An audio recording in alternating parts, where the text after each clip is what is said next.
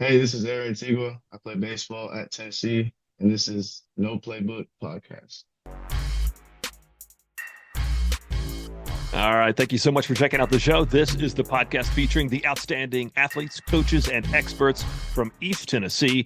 And you know, I'm a big Tennessee Vols fan. I love having athletes from UT on the podcast, especially baseball guys. They're always so cool and humble, and they've got some great stories, especially these guys who were obviously national champions last year with the College World Series. Today on the podcast, Ariel Antigua, very interesting dude. He tells a story about during his childhood when he was actually featured on the Jimmy Kimmel show. And just he kind of talks about his whole recruiting experience and what we can expect out of the Vols baseball team in 2025. So very happy to have Ariel on the show today. This episode is sponsored by Loco Burro Tex-Mex Kitchen and Tequila Bar. It is at Westtown Mall. Also brought to you by Stinnett Collision. Locations in Maryville and Sevier County. I'll get to Ariel Antigua right after this. Sit tight. Hi, I'm Zach Stinnett, third-generation owner of Stinnett Collision. As a proud supporter of Tennessee athletics, we know that every game counts. When a collision puts you out of play, we're here to get you back in the game. Family-owned since 1965, Stinnett Collision now has locations in Maryville and Sevierville. With double the space and a team of certified technicians, we'll tackle your repairs and get you back on the road in no time. Don't let a collision sideline you. Visit Stinnett Collision today. What's up, everybody? I'm Zakai Ziegler. I'm here at the local borough here at Westtown Mall. I'm show the people how to make a fresh tortilla. So at local borough, they make fresh tortillas. This is how you do it. Put in some flour, shake it out.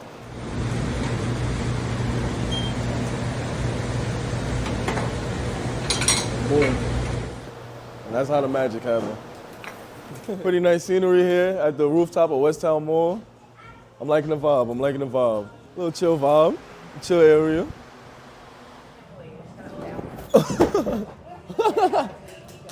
Oh, yeah, I'm a little nervous. Thank you so much.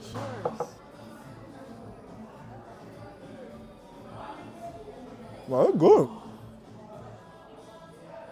If you come to local borough and use my name, you'll be able to get 10% off. So make sure you stop on by. I might be the best cook on the team. Think that's good? Yep, you can go ahead and flip it. Hands, please. Chef Boy RZ. Well, thanks for joining me on the show. Actually, speaking about that, one of the things I wanted to hear about first is I've heard about your experience with Jimmy Kimmel. Yeah. What was that all about? When I was 5, I went a little viral for hitting off of a pitching machine that was at 85, 90 miles an hour. And my dad posted it on YouTube. And after he posted it, he got a little backlash because like, oh, they're like, why is your son in the cage with no helmet, whatever. But he didn't really mind it because he knew like that I was gonna be fine because I was just hitting the ball. But somehow they reached out to us, and I got to fly to LA, and I went to Dodger Stadium the day before, went to the clubhouse, and that was the first time I met Manny Ramirez and Rafael Fulcao. It's pretty cool. So did they put you on Jimmy Kimmel on the show? I think it was a Saturday Night Live. Oh, wow. Yeah, and they had like a whole setup, like a whole batting cage setup for me outside and everything. That's awesome. It would have been embarrassing if you just missed all those, though. I know it would have been bad. I did miss one. I don't think I missed one. I think I fouled it off, and Jimmy caught it, and he said something while he was back there. Yeah, that's pretty cool. That's a fun story. Um, so yeah, man, everybody wants to know as we're coming into 25, like, what was that moment like when that final pitch, was caught? It's a strike. You guys win. What is that instant like for you? I mean, at first it was like I kind of just went into a blur because I was like, "Dang, it finally happened." But I just remembered like looking around and then took my hat off and then flung it in the air with my glove and then just ran into the middle and then started hugging everybody I saw, whoever I saw. Yeah, it was pretty insane. On the flip side, though, what was the dugout feel during that Florida State game? The first game when it was like you were down, I forget how many runs you were down, but it didn't feel like you had a chance to come back. Well, I mean, we never it never feels like we're down because we know how good we know how good of a team we are. And our dugout, we had like a really good dugout, good vibes at all times. It was never like, oh, we're down, we don't have a chance. It was always like, all right, we're good. We know who's gonna come up. He's gonna get on, and this is gonna happen. You can kind of uh pick out who's gonna do what because we already know our guys and we believe and trust in them. And that was kind of our thing is having a belief system in all our guys because we knew that they can get the job done. That's awesome. I mean, it was such an exciting moment when that win finally, came through. It was just like, wow. I think after a win like that, you're like, this team is going all the way. Yeah. It feels like championship teams get a little luck at some point, right? Yeah. Very Now, true. what about some of the new faces this year? A lot of very talented freshmen coming in. Who are some of the guys that you've seen that like this time next year are going to be household names? Jay Abernathy, uh, freshman, lefty bat, real fast, real good guy, a really nice person. Um, he stands out. He's just overall just a good ball player. Like you can just tell how he carries himself and how he goes about his business. He's really good. I like to see him. I like to see him play. He's an exciting player. We have a couple freshman pitchers that are really good. Tegan Coons was one of them. His fastball just has real good life on it, and I think he'll be used this year and obviously next year as well. Manny Marin, another one. He's from Miami, Florida, which is not too far from me.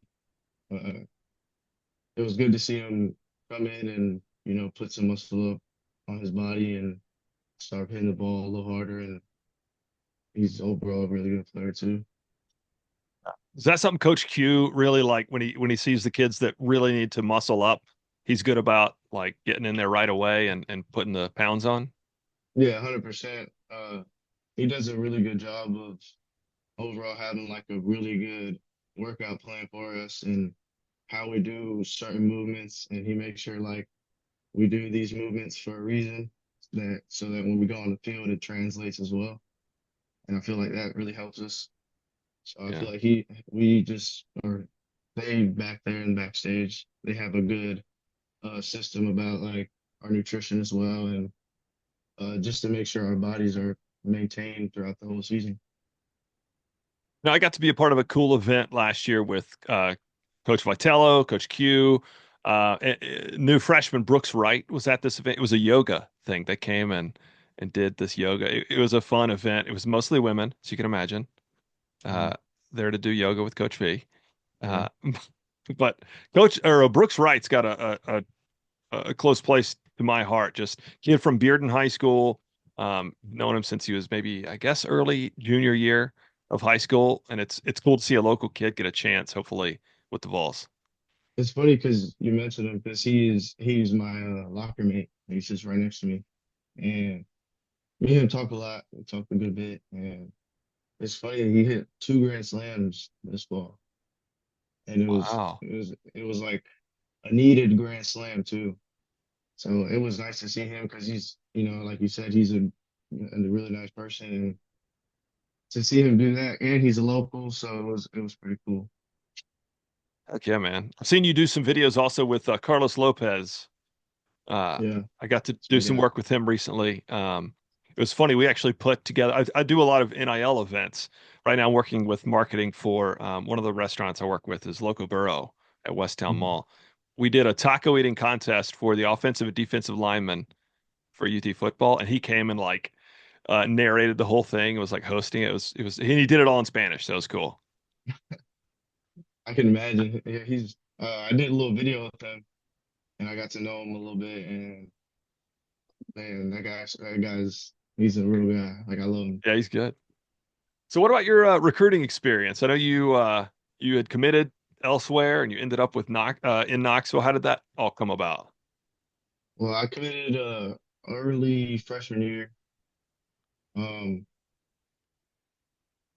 I don't I don't really know why. I would say honestly, I don't really know why I committed so early.